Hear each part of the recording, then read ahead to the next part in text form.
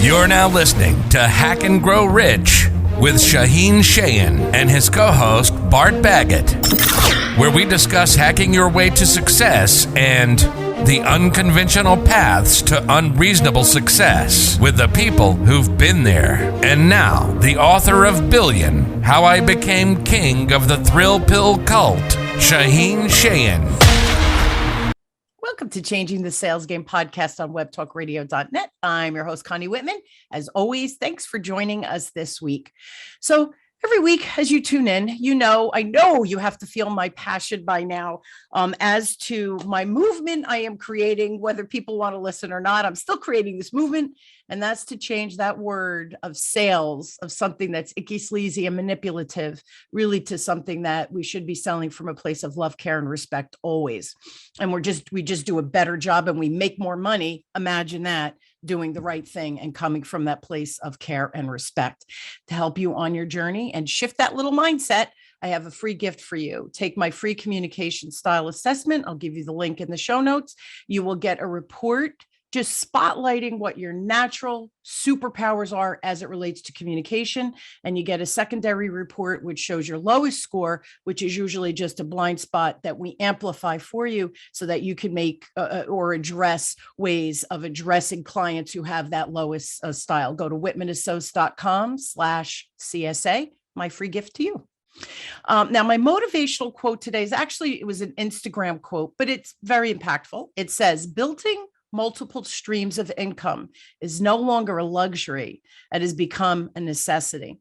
Being in business for 20 years, I know this to be the truth. And especially since COVID hit, having those multiple streams of income has really become paramount. And I saw that firsthand. Everything prior to COVID, I did live and in person, up close and personal, right?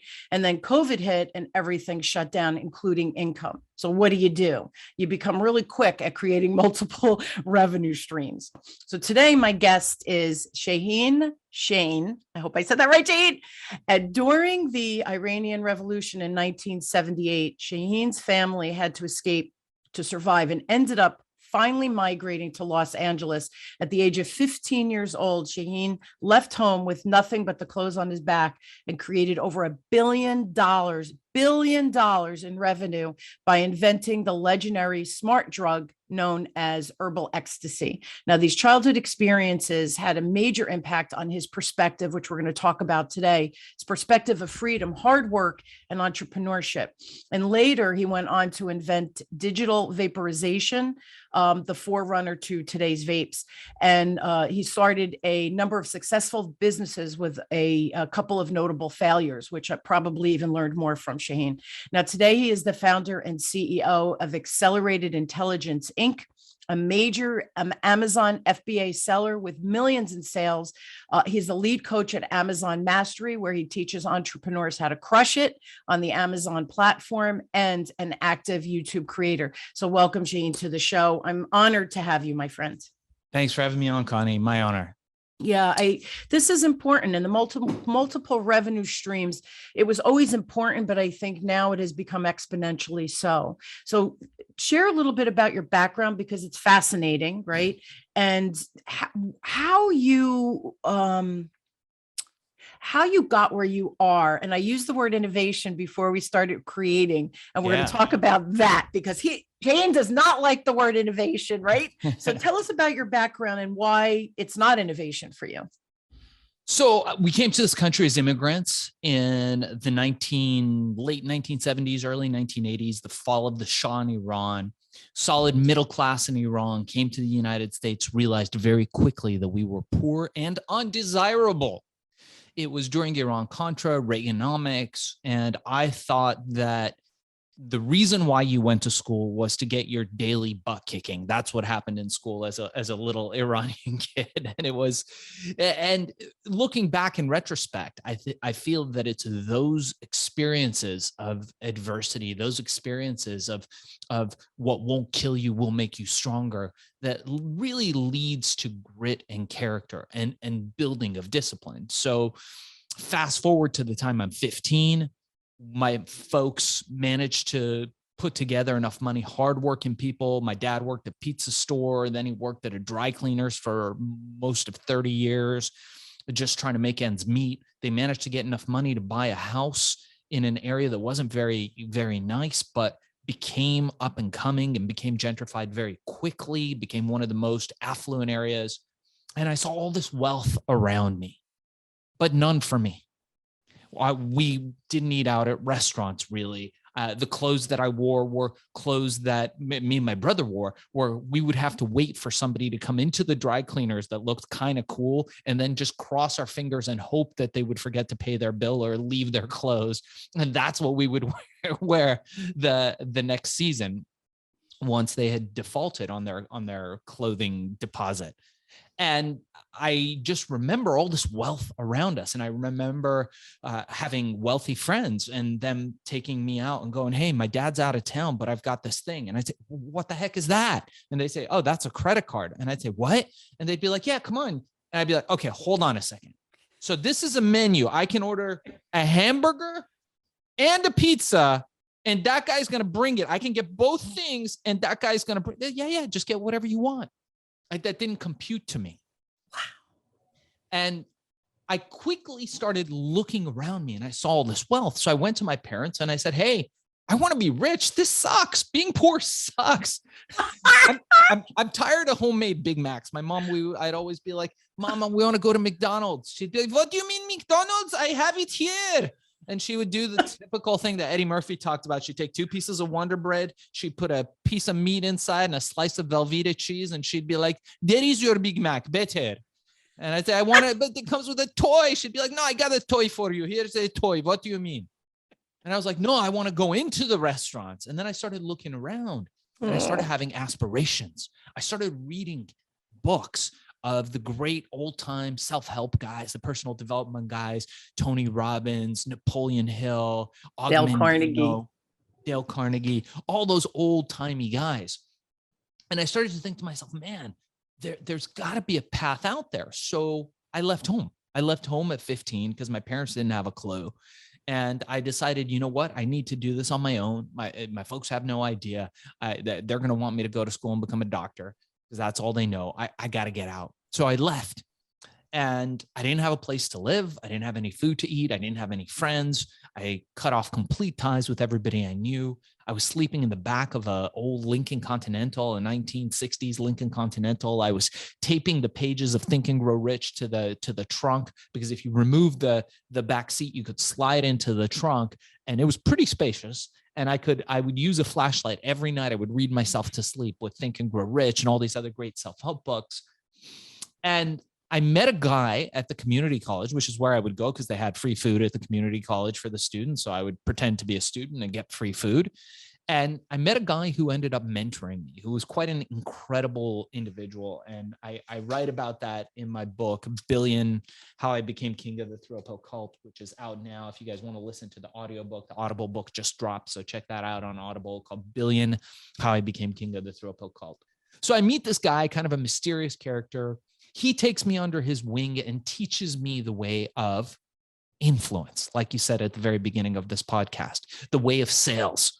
How do you move people to do what you want, even if you have little or no money? And through that, I got involved in the electronic music scene, the rave scene that was happening at the time. And it was a burgeoning music scene, great musical acts, electronic music, but at the same time, there was a movement towards one specific smart drug, one specific designer drug, in fact, called ecstasy.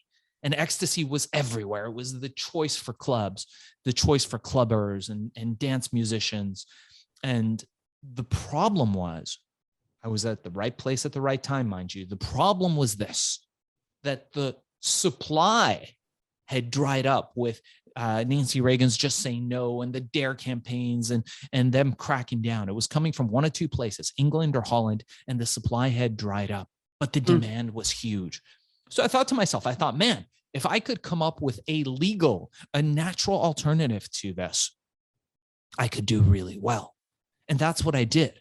And I got it out through the drug dealers who were basically sitting on their hands doing nothing because they had no supply. And I managed to gather up enough courage to go to them and get them to sell my legal product and legitimize their otherwise illegal enterprises. And we went from one guy to 1,000 guys to 10,000 guys to being all over the world. And whereas 6 months before I was sleeping in abandoned cars, abandoned buildings, 6 months later, I had 200 employees. We had offices in 32 countries.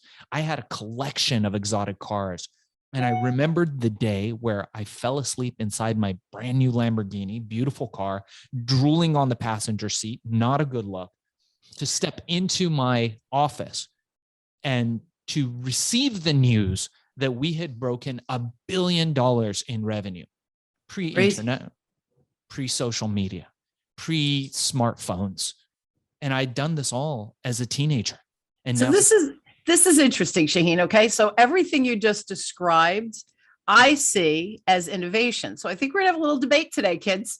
Yeah. So to me, that was, you saw the opportunity. See, here's the thing. I think innovation is seeing things that others don't, right? That's Connie Whitman's definition, so to speak, of innovation. So that you saw this breakdown of, you saw a need, right? And then you saw a breakdown in the supply chain. And then you thought, but wait, we can legitimize. So not only do you win as a business owner, but now, right, the drug dealers have a legitimate business. So they get the cops off them and they could start living a better life. And start to create their own dynasty through an opportunity that wasn't illegal. That to me was innovative. So tell me why you don't think that was innovation at its best. I'm curious. Excellent question. So let's talk about this. So let me just, I'll wrap up the story and then I'll tell you. So we made. I'm sorry, I didn't mean to interrupt you. No, not at all. Not at all. Because I want to get to your question because it's an important one. And I talk about this a lot. So from there, went on to creating several products. We had over 300 products. The company just blew up. Meteoric rise was absolutely incredible. And I remembered thinking to myself two thoughts. First was that I did not know how much $1 billion was. So I needed to become better educated and have more mentors. I literally did not know how much $1 billion was. Sure. And the second thing I thought to myself was, dude, I need an accountant because I didn't have an accountant. And then I started interviewing accountants. And a very important lesson. I know your viewers and listeners are business oriented. A very important lesson for you guys. Make note of this. Accountants are not the guys that count the cash that's in the duffel bags that's piled up in your office. They're not the guys that do that. So I very quickly learned that lesson. And I managed to start building systems and getting my act together. From there, I moved on. I exited that company and I got into digital vaporization, where we built all the technology that you see now in vapes. I don't adhere to or espouse the use of vapes or vaporization. So you can say the founder, the guy that invented the digital vaporization technology that we use today, does not espouse it. I don't think it's a good thing for people smoking. I'm a strong advocate for not smoking or vaping if you could help it. And then I moved on to look at this new platform called Amazon. And by the way, Amazon is killing innovation, and that's why it's cool. So you were asking me about, and what I do now is I empower and teach people how to sell on the Amazon platform, how to create Amazon products, how to find it. And the number one thing that I teach them, which leads me to your very astute question, is that you should not be innovating. Innovation is not the place of entrepreneurs as far as products go. Why? Okay. I'm in the physical product space. I teach ordinary, everyday people with ordinary, everyday jobs and careers to go out there and take a piece of the pie that Jeff Bezos has put out there for you and to develop a product, private label it, put it on Amazon, and create a recurring revenue stream. That's what I teach now through my course. And by the way, anybody that wants to, I'm going to take a cue from Connie here. I'm going to offer up, I've got a 1-hour course. It is everything A to Z. We normally charge $200, but since Connie's given her thing for free, I'm going to give mine for free to all listeners. Use the code Connie. Email me directly. Use the code Connie Whitman or Changing the Sales Game and reach out to me directly. I'm going to give you guys my direct email is darkzess@gmail.com, zess@gmail.com, and I will teach you everything A to Z for free, no obligation, never hear from me again. Okay. So to your point, why is innovation a bad thing? When I started, I looked around me and I saw a lot of people creating products and going out there and finding a market for them. What's the problem with that? The problem with that is that it is very expensive to educate. You, as an entrepreneur, a budding entrepreneur, cannot afford to innovate. You cannot afford to educate the public. If you look at somebody like Steve Jobs, who has Apple behind him, well, okay, so Apple may be in a position to innovate. They have the money, they can educate you and tell you why you need your phone and your Walkman and your camera to be in one device. But that's a long road, and people don't know what they don't know. How you make money quickly, and quickly is my favorite way to make money. And I'm not one of these get rich quick guys. I believe in foundational thinking. And Connie, you and I were talking about this earlier about building foundations, and we can continue that line of thought. Yes. What you need to do if you want to make money quickly, the path to that is finding a market, breaking that market down to its smallest niche that is still profitable, finding the vulnerability in that niche, and then giving it what it wants and giving it what it needs.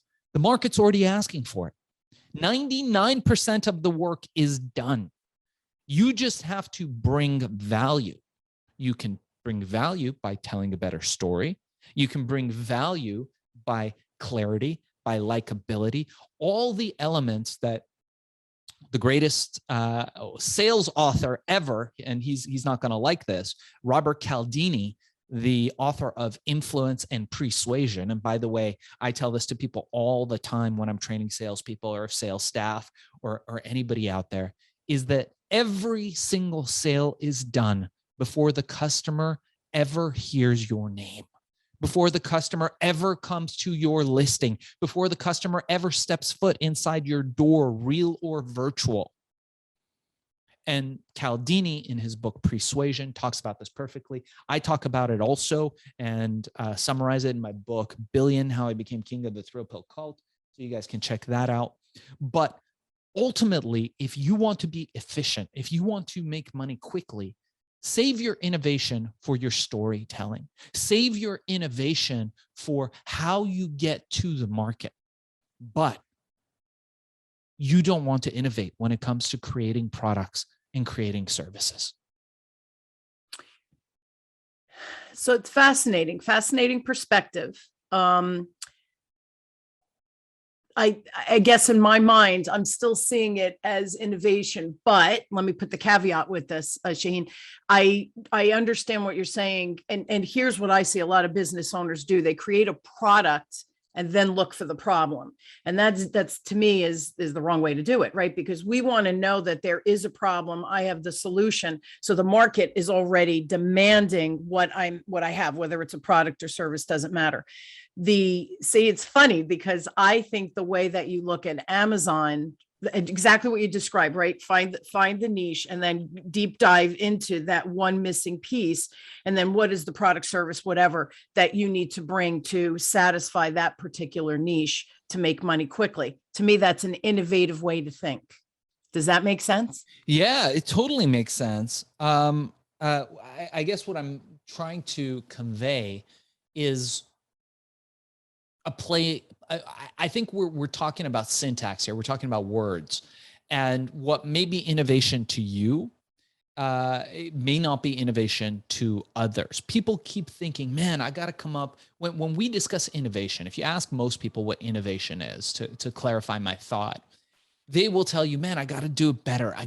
My product's got to be better. My packaging's got to be better. My thing has to do more than the next guy. My service has to have all these different offerings. Look at this perfect example. This lady, Elizabeth Holmes with Theranos. Have you watched that at all? Have you been following that?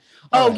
Yeah. It was illegal, right? With the blood. Is that the one? Lady entrepreneur, Yeah. Brilliant in a lot of respects, Yeah. well respected amongst her peers, comes up with this great company and is struggling to innovate. And she invents this device that's supposed to have one drop of blood as opposed to taking a vial of blood, and will do all the diagnostics. And they're struggling so hard to innovate. That's their problem.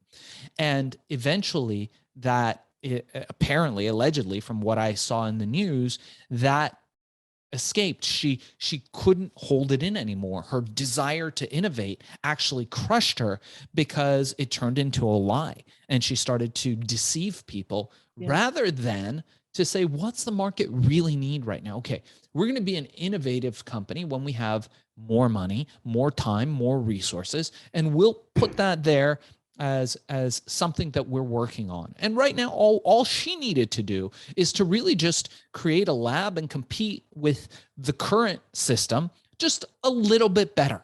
Tell a better story, which she was very good at. Unfortunately, the story was complete bullshit. Forgive my language. You know, she could have had a better story that was true and focused her innovation on that. And she would have been great. She would have been out of jail right now and doing very well.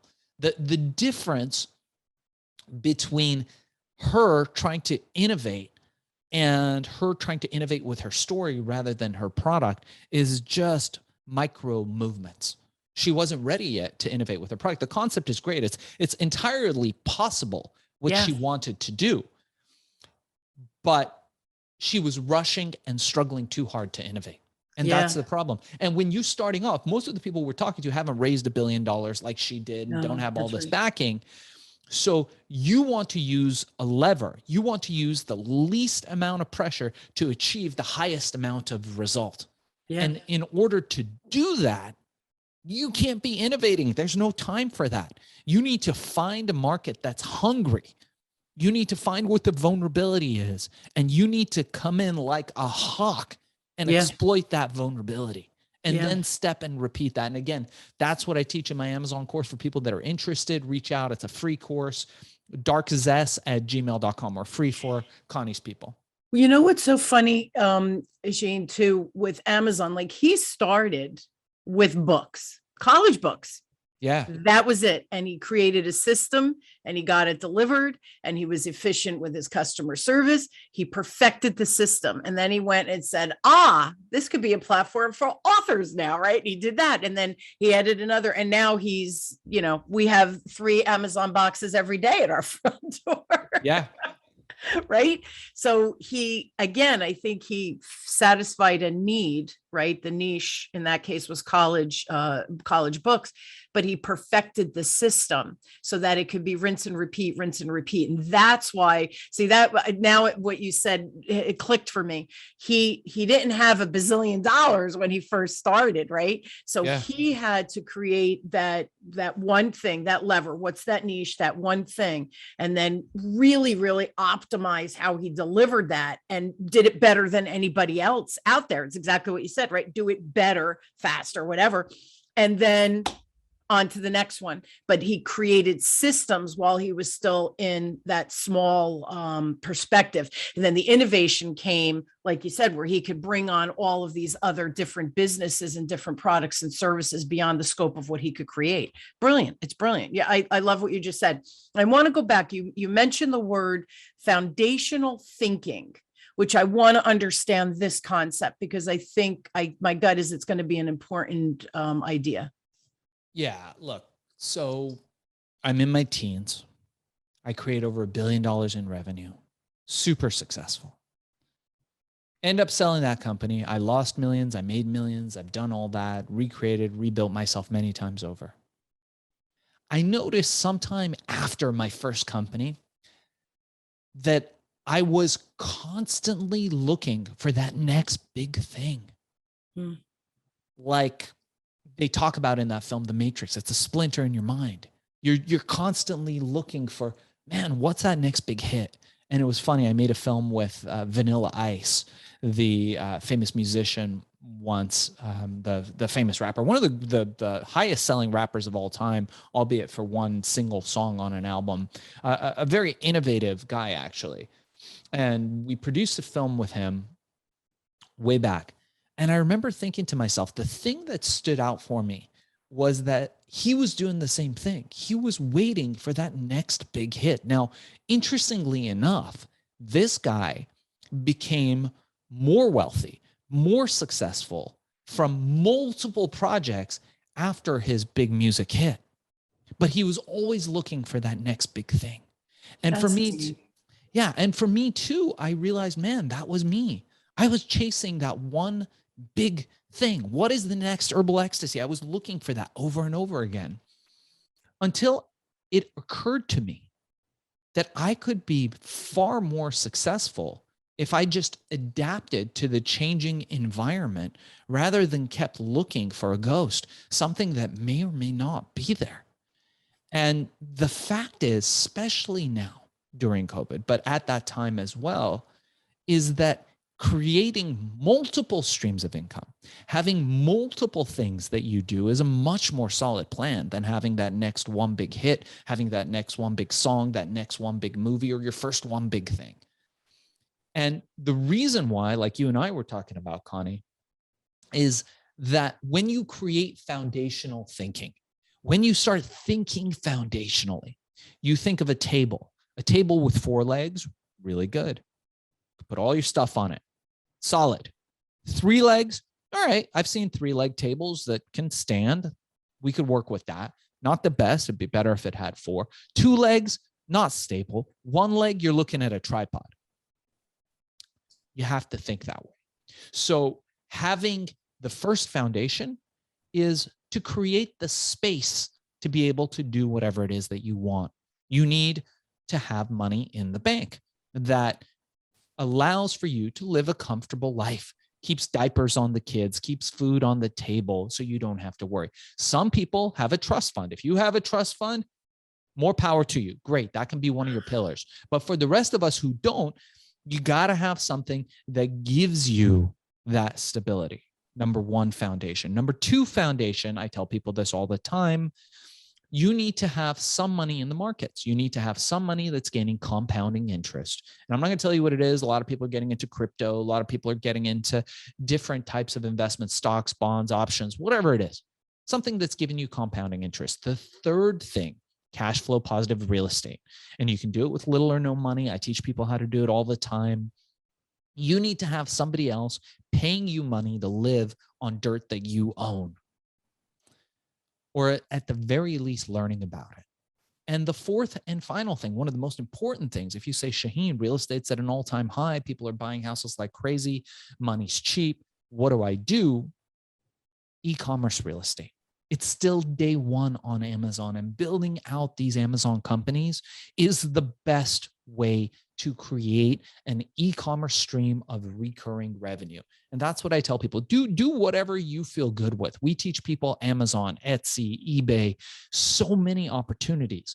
But having just another business where you're not selling your hours, and that business month after month, year after year creates revenue for you, creates value, that's a big deal. And then, like Connie said, you can never have a bad day. It's never a bad day for you. It's very unlikely that all 4 pillars would crash. Some days one is doing less, some days one is doing more, some days all 4 are doing great. But you never have a bad day when you create this foundational thinking. And yeah, and I don't want to interrupt you, but my background is finance, and one of the things when I was selling investments 100 years ago, it was you can't put all your eggs in one basket. It's the same concept with work, yet we're raised, right, Shane, to get the job, get the paycheck, get the benefits, get the 401k. What percentage are they matching? And do you have vision and dental? Like, we're taught to have that one job, and then you have the career. And the danger of that is, years ago, just a little finance here, a little finance 101, right? Years ago, when businesses worked for a company, they got a pension, they had Social Security, right? Once that was implemented in place. And then they also had their 401k. So there were 3 revenue streams that they had built. Now, unfortunately, pensions are gone. Social Security, we don't know what's going to happen with that because it's very hard to keep funded. But the 401k, it's not enough. And so real estate, and my dad's an immigrant from Italy. Shane. And we laugh because, you know, Italians love buying dirt. That's what we say. Yeah. They love having the rental properties because it creates these multiple revenue streams as well. And now with the crypto, I don't know enough about crypto to comment, but I do believe that what you just said with the money piece of it is important. But I also agree that we have to create the money streams, the multiple revenue streams in our work life as well. And that's what you kind of alluded to, that keep your full-time job if that's getting, you know, keeping diapers on the kids, but don't be afraid to look at these other options and the training. And thank you for offering that free for my peeps here. But that you can create another revenue stream without giving up that stability. Did I understand that correctly? Yeah. You should be building on top of your foundation as well. So there's other revenue streams that we haven't discussed, like you were suggesting, and that's great. You want to diversify, and it's not as big bang. It's not like, oh, you know, I had the big movie or I had this big pop of fame, but rather it's getting rich slowly. And that's okay too. It's foundational thinking. It's legacy thinking. And when you build like that, man, you become indestructible. Yeah, it's having a plan and executing the plan. And it's, you know, it goes back to what I said on the onset when I gave my free gift, right, Shane? You got to do something differently or nothing's going to change. So, you know, your class, your free class, you know, what does it hurt to learn that? It might be exactly what you're looking for from the time constraints that you have as a parent. I don't know, right? Yeah. So again, what is your life? What pressure can you handle in your regular life, your regular job, right? Those foundational pieces so we can live and pay bills. But what is it that maybe you can add? Excuse me. And I think that's an important piece. We're out of time, but I want to give your website. It's Shaheen Shay. I'm just going to spell it, guys. It's SHAAHIN and then last name CHEYENNE.com. I will put that in the show notes. Additionally, Shane gave you his email, and it's Dark Zess. I love that, by the way. Dark Zess, ZESS, because you're zesty, at gmail.com. I will put that in the show notes, and then you'll give me the link to that free gift. Yeah, they just email me. So email me again at darkzess, no T, DARKZESS at gmail.com. Mention Connie's show, and I'll go ahead and include that for you. We're going to change the sales game.